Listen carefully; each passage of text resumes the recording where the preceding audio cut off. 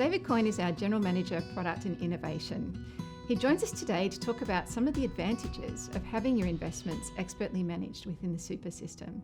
David, when you start an account-based pension, your super fund will invest your money. What are some of the advantages of investing your retirement savings with a super fund rather than going it alone? Firstly, there's the benefit of access. With an affordable minimum investment and no setup costs, you can transfer all or part of your SASS benefit to an account-based pension when you begin retirement. The advantage of that is that it keeps your money professionally managed within the superannuation system. At the same time, there are lots of restrictions on how you can put money into the super system, and these restrictions increase as you get older. But once you reach the age of 55, then your ability to withdraw money from the super system increases.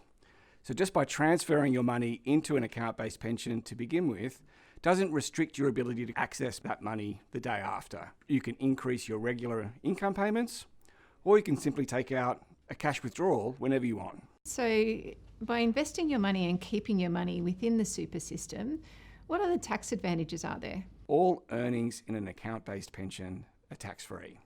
So that means there's more money in the fund to pay your income. From age 55 to 59, any tax you pay on your pension income will be at your marginal rate less a 15% tax offset. And once you hit 60 years of age, the money you receive in the hand will be tax-free. So you're saying that I wouldn't even, as a retiree, I wouldn't even include that in my tax return? That's correct. All the income that you receive from your account-based pension from the age of 60, you don't need to include in your income tax return. On the topic of tax, we've heard a lot in the media about franking credits and how valuable these are to retirees. So investing your money through, say, an account-based pension, do you still get any benefit from franking credits?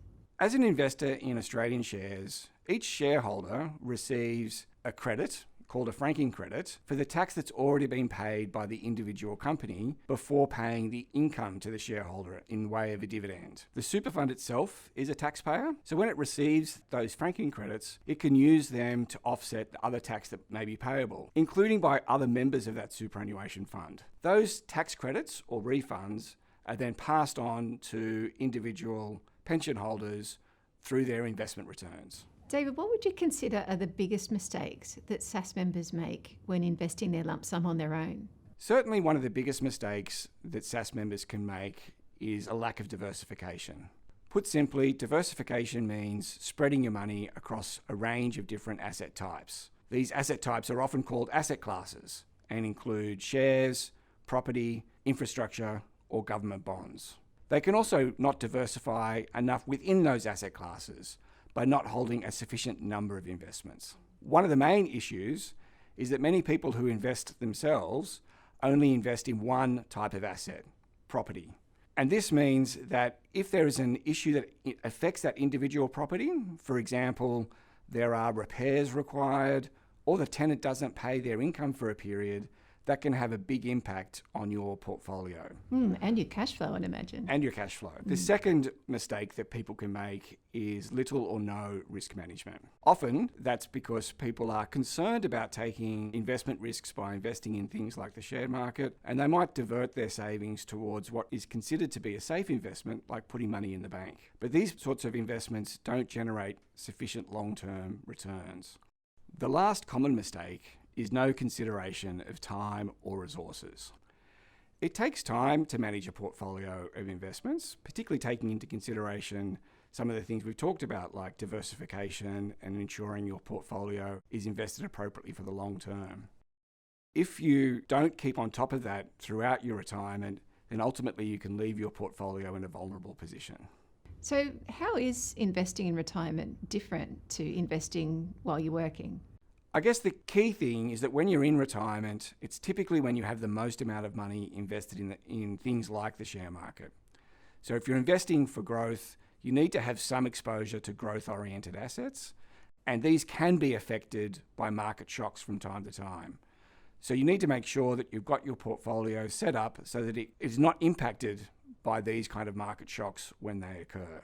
The second thing is that you need to live on the returns that your money generates. So you need to make sure that you've got your investment portfolio invested in a way that you can draw a regular income stream without impacting on the portfolio's ability to pay that income stream over the long term.